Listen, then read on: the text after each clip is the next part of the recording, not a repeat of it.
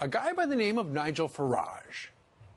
The amount of fabricated false information that your voters were given by the Leave campaign. Yeah. Well, I'm not as familiar with, but I'm very familiar with what the Leave side said, because they transported a lot of that on behalf of Trump. You had, Farage campaigning for Trump and the like.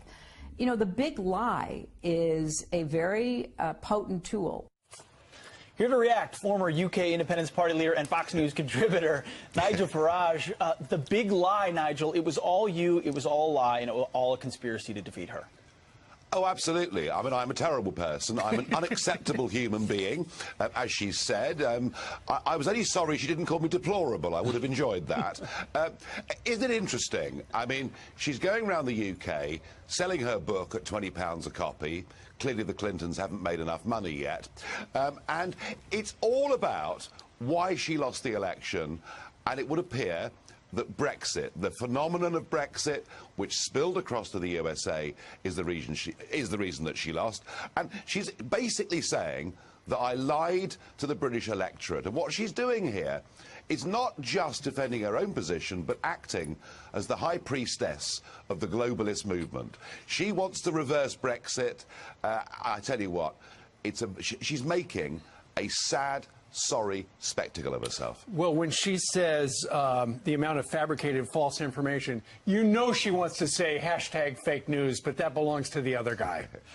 Well, that's right, it does. And the honest truth is that if you look at her record and her husband's record, be it on NAFTA, be it on China, be it on many other trade deals, they consistently told the American people these deals would be good for America, and they turned out not to be. And remember that had Hillary become president, she wanted America to join, as she described it, a hemispheric common market. Hillary sees the European Union as a prototype for a bigger form of global government, so she hates Brexit, she hates me, and she thinks it gave Trump the edge. How much relevance does she have now? She's traveling the world blaming, a lot of people say she's blaming everyone else that she lost the election. How much relevance does she have?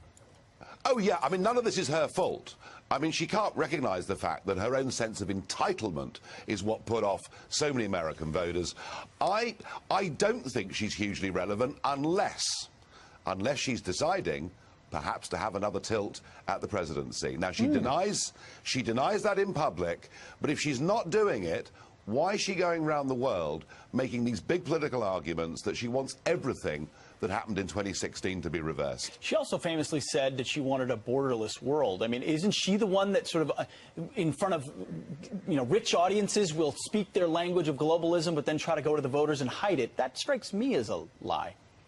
Well, her husband was terribly good at that. I mean, Bill often appeared as a populist at elections, and yet when he was elected, governed as a globalist. And exactly the same thing would happen with Hillary. You know, when she's with her friends on Wall Street and the multinationals, she sings a very different song. I have to say, it is a sorry sight to see somebody who is incapable of recognising their own deficiencies. She's deep in denial, and I just think she ought to recognise she lost, it's over, move on. All right, his name is Nigel Farage, also known as the Big Liar, according to what we just heard. Nigel, thank you very much for joining us today from LA. He's very good at that debate thing. He joins us now out of Strasbourg, France. Nigel, very good to have you. Put these rumors to rest. Are you are you not helping Donald Trump? I'm coming out this weekend for the second debate, and I'm coming out as a guest, I'm coming out as a commentator. But you know what? The advice I've got for Donald Trump, I don't need to give to him face-to-face. I can give it to you right now on this show. It's very simple. The Clinton team analysed that Trump is a proud man, proud of his achievements, proud of himself, and proud of his family. And that if you attack him on his record, if you try and tear to bits, his business empire and his past, he will defend himself. And my advice to Donald Trump is dead simple. Do not be accused of financial impropriety by the Clintons. Do not be told you're a misogynist by a woman whose Clinton Foundation has taken money from Saudi Arabia. Rise above. Just don't get involved in some sort of terrible catfight. Rise above it and tell the American people why you are the candidate for change. But what you're saying is don't be on defense, be on offense. But part of getting on offense is to be clearly offended by the criticism that Hillary leveled at him.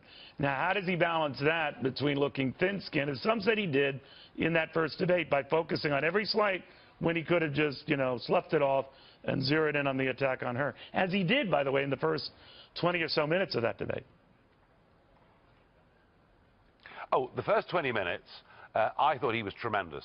I was hearing somebody standing to be American president who was talking a language I have not heard since Reagan. He was talking about cutting taxes. He was talking about giving people incentives. He was talking about the American dream, allowing people to get on. He was great in that first section. And then she very cleverly and very cynically, and with that horrible, smug expression on her face, went for him personally, and he sought to defend himself in front of the American public. And Donald, I'd say this to you, don't take abuse from a Clinton. Look at their track record in a whole raft of areas. Forget about her. Ignore the criticisms. Go out there. Connect with ordinary people. You've got some messages on tax cutting. You've got some messages on controlling borders and security in an age of terrorism that people really do want to hear. Now, your definition of smug might be confident, but we'll leave that out aside and get your sense of how he responds on this tax thing. She has already pointed out that he bragged about being very smart, not having to pay so much in taxes, if any, if those indications are right. But you argue that he should turn it around and say you're a fine one to be talking about financial propriety. Is that the gist of it? Absolutely. Absolutely. It's so typical of the Hillary hypocrisy, isn't it? She attacks Trump over his tax arrangements, knowing, of course, before the leak, funny how she knew beforehand, isn't it? But attacking him for what is a perfectly legal part of American tax law. You think she had a heads up on those release forms? You think she had a heads up on those release forms? I am absolutely certain of it. And come on, just look at what's happened since she made those claims. But now we know that the Clintons themselves in 2015 registered a capital gains loss, which they can carry over. And okay, there are 2 more noughts on the figure with Trump. He's a bigger financial player than the Clintons. But the fact is that all these things that Hillary accuses Trump of, she is guilty of herself. And I would say to Donald Trump, do not take moralizing lessons from the Clintons on money. Laugh her off. The American public will get it, and explain to them how. You want to help business. You want to help industry. You want to cut taxes. That you actually believe in America and are proud to be patriotic and will make it a safer country. Do those things. Rise above her jibes. Rise above, and I repeat it, her smug expression, and you will win this next debate. No, you do not seem to be a huge fan of Hillary Clinton, but we'll see. Maybe I missed something. But Nigel, bottom line, you are saying whatever advice you're offering, you just offered it right now, that you do not expect to be personally helping him with the debate. Whether I do or whether I don't is irrelevant. I've just told you absolutely from my heart. It's not irrelevant to me. Our viewers want to know. A lot of them really like you now. If it turns out one of the best debaters on the planet, and that's coming from people who like you, is he advising Donald Trump? Listen, if they want my advice, I'm available. It's just as simple as that. Because it set off alarms in France. This election is simple. All right. Well, all over the place. Sure. But this election is now simple. Do you want things to carry on the same, or do you want change? And Trump represents change.